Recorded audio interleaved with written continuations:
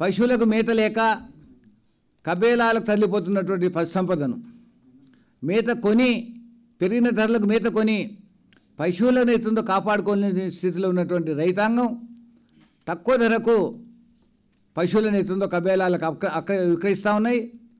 పశువులకు ఉచితంగా మేత పాడి పశువులకు దాన ఇచ్చి ప్రాణప్రదమైనటువంటి పశు సంపదను ఎత్తుందో కాపాడాలని చెప్పి మేము ఎత్తుందో ప్రభుత్వాన్ని కోరుతా ఉన్నాం. అదేవిధంగా మొన్న అకాల వర్షాలు, వడగండ్ల వాన, బలమైన ఈదురుగాల వల్ల నష్టపోయిన పంటలన్నిటికి కూడా ఎన్నడూ లేనంతగా ఈ సంవత్సరం నష్టపోవడం జరిగింది. మొదలే అవుతుందో రైతులు కరువు వల్ల సాగు విస్తీర్ణం పూర్తిగా తగ్గిపోయింది. కరువులో చాలా ఆర్థిక ఇబ్బందుల్లో ఉన్నారు, అప్పుల ఊపిలో కూరుకుపోయి ఉన్నారు. దానికి తోడు ఈ అకాల వర్షాలు, వడగళ్ల వాన, బలమైన ఈదురుగాల వల్ల పంటలు నష్టపోవడం జరిగింది. ఉద్యానవన పంటలు కూడా నష్టపోవడం జరిగింది. చాలా చోట్ల మనుషులు, పశువులు, చివరికి గొర్రెలు మేకలు కూడా చనిపోవడం జరిగింది. ఇళ్ళు కూలిపోయినాయి, అవుతుందో కోళ్ళ షెడ్లు అవుతుందో కూలిపోవడం జరిగింది. మహానేత దివంగత ముఖ్యమంత్రి వైఎస్ రాజశేఖర రెడ్డి గారు ఉండగా పిడుపాటు వల్ల చనిపోయినటువంటి మనుషులకే కాదు, పశువులకు, గొర్రెలు మేకలకు కూడా ఆర్థిక సాయం చేయడం జరిగింది. కాబట్టి అకాల వర్షాల వల్ల నష్టపోయినటువంటి రైతాంగానికి, అన్ని రకాలుగా నష్టపోయినటువంటి రైతాంగానికి వెంటనే పెద్ద మొత్తంలో ఆర్థిక సాయం అందించి ఆదుకునే ప్రయత్నం చేయాలని, దీని సాధన కోసమే రాష్ట్ర కేంద్ర ప్రభుత్వాలు కనువిప్పు కలిగించడానికి రాష్ట్ర ప్రభుత్వం మాటలు చేస్తున్నది. కానీ ఈ రోజు 11 నెలల పాలనలో రైతాంగానికి సంబంధించినటువంటి ఏ ఒక్క సమస్యను కూడా పరిష్కారం చేయడానికి ప్రయత్నం చేయలేదు. రైతుల మీద ఏమాత్రం కూడా శ్రద్ధ లేదు. మాటల్లోనే కానీ చేతల్లో రైతులను పూర్తిగా విస్మరించినటువంటి ప్రభుత్వం కేసీఆర్ ప్రభుత్వం చెప్పి మేము చేస్తాం.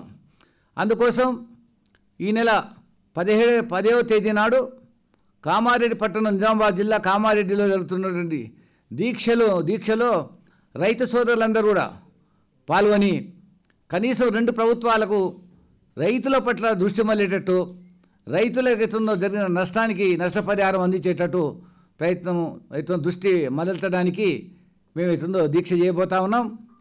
ఈనాడు ప్రభుత్వం మీద ఉన్న భ్రమలు పోయినాయి.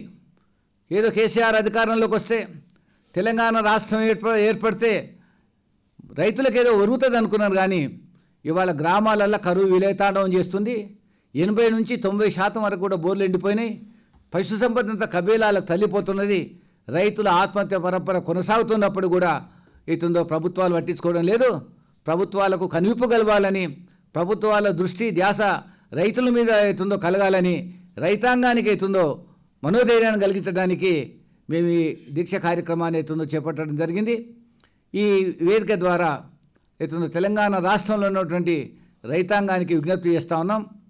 ఈ నెల 10వ తేదీ నాడు నిజామాబాద్ జిల్లా కామారెడ్డిలో ఉదయం 10 గంటలకు జరిగే రైతు దీక్ష కార్యక్రమం మా తెలంగాణ రాష్ట్ర వైఎస్ఆర్ కాంగ్రెస్ పార్టీ అధ్యక్షులు, పార్లమెంటు సభ్యులు శ్రీ పొంగులేటి శ్రీనివాసరెడ్డి గారు పాల్గొనేటటువంటి దీక్షను విజయవంతం చేయడానికి, రైతాంగాన్ని ఆదుకోవడానికి పెద్ద మొత్తంలో రైతు సోదరులు పాల్గొనాలని చెప్పి వారికి విజ్ఞప్తి చేస్తా ఉన్నాం.